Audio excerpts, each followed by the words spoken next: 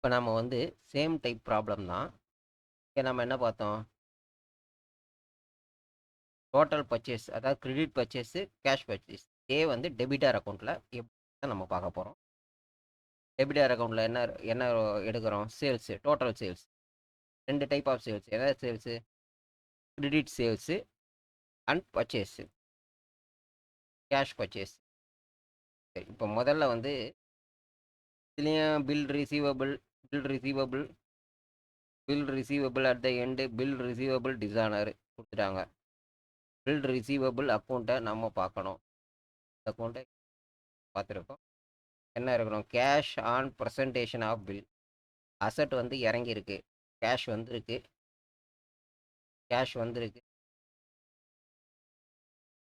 Okay. ரெண்டாவது sundry டெபிட்டாரு, டிசானர். டெபிட்டார் கொடுத்துருக்காங்க, but நமக்கு டிசானர் ஆகிடுச்சு. அப்படின்னா அசட்டோட வேல்யூஷன் இறங்கு. கொடுக்குறப்ப கணக்கில் வச்சுருப்போம். இப்போ டிசானர் ஆன உடனே அது டிடெக்ட் ஆகிருக்கும். இப்போ இந்த அசட் வேல்யூஷன் இந்த டிரான்சாக்ஷனில் குறைஞ்சிருக்கும். Closing balance, open balance. இங்கே வந்து சன்ட்ரி டெபிட்டார், அதாவது பில் ரிசீவபிள் நெட் அமௌண்ட்டு இங்கே தான் நம்ம எடுக்க பேலன்ஸ் அமௌண்ட். அப்போ 1 2 2 3 4 டிரான்சாக்ஷன் இருந்தால் போதும்.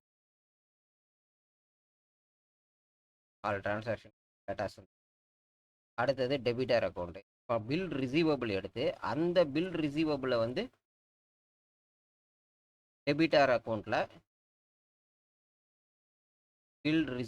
டெபிட்டார் அக்கௌண்ட்டில் போட போகிறோம். ரிசீவபிள்ன்றது நமக்கு வந்து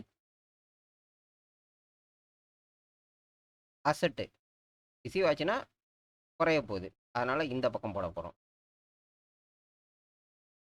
இப்போ வந்து நம்ம வந்து பில் ரிசீவபிள் அக்கௌண்ட் எது, அப்புறம் வந்து டெபிட்டார் அக்கௌண்ட் எதுன்றதை பிரித்து பார்த்துக்கலாம். ஃபஸ்ட்டு பில் ரிசீவபிள் அக்கௌண்ட் எது, மீனிங் எண்டு எங்கன்னா இருக்கணுமே.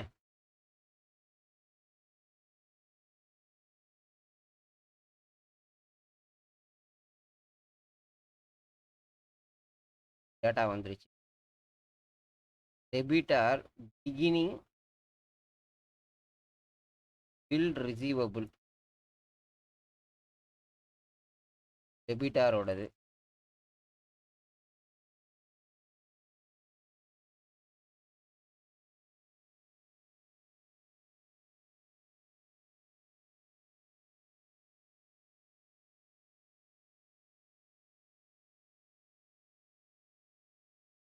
இது கூட வராது. டெபிட்டார் பிகினிங்,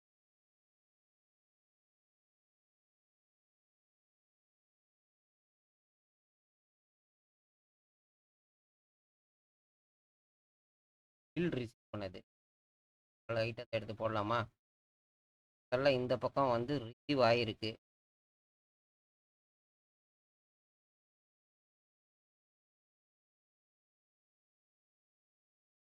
அடுத்தது டெபிட்டாரு டிசானர் ஆகிடுச்சு, அதுவும் நமக்கு இந்த க்ளோஸ்டு பேலன்ஸு, ஓப்பன் பேலன்ஸு வந்து ரிட்டர்ன் அமௌண்ட்.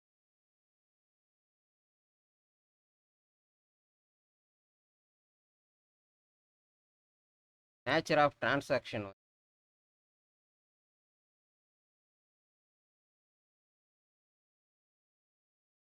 அசட் வந்து ஏறுது, அசட் வந்து இறங்குது. இந்த பக்கம் அசட் வந்து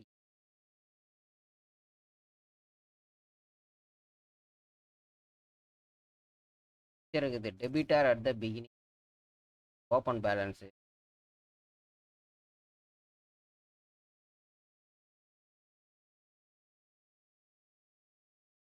டெபிட்டார் ஓப்பன் பேலன்ஸ் வந்து என்ன ஆக போகுது?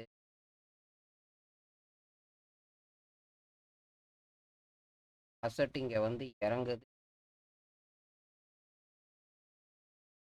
பார்த்துருக்கேன் இல்லையா? டெபிட் இறங்குது, இங்கே டெபிட். இந்த டிரான்சாக்ஷன் மொத்தம் டெபிட் இறங்குற transaction.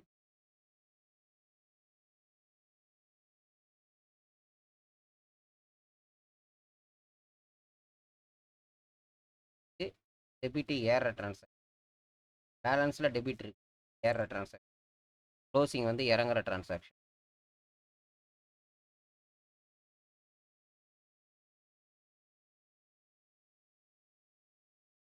Bill received from debtor, cash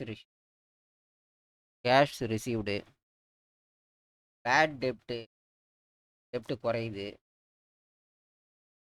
return sales பண்ணது ரிட்டர்ன் ஆகிடுச்சு, அப்போ வந்து டெப்ட் வந்து குறையும். சேல்ஸ் பண்ணியிருக்கோம் கிரெடிட்டுக்கு, திருப்பி ரிட்டர்ன் ஆச்சுன்னா அது வந்து டெப்ட் குறைய போகுது. பில் ரிசீவபிள் அங்கே பார்த்தோம் இல்லையா, பில் ரிசீவ் பண்ண வேண்டியது என்ன, ரிசீவ் பண்ணோம்னா டெப்ட் வந்து குறையும். டிஸானர், டெபிட்டாரோட பில் வந்து டிஸானர் ஆகிடுச்சு, ரிட்டர்ன் போகுது. ஆப்போசிட்டில் போடுறோம், இங்கே வந்து டெப்ட் வந்து ஏறுது. இங்கே லயபிலிட்டிஸ் வந்து ஓவரால் சேல்ஸ் பார்த்தாச்சு. Sales cash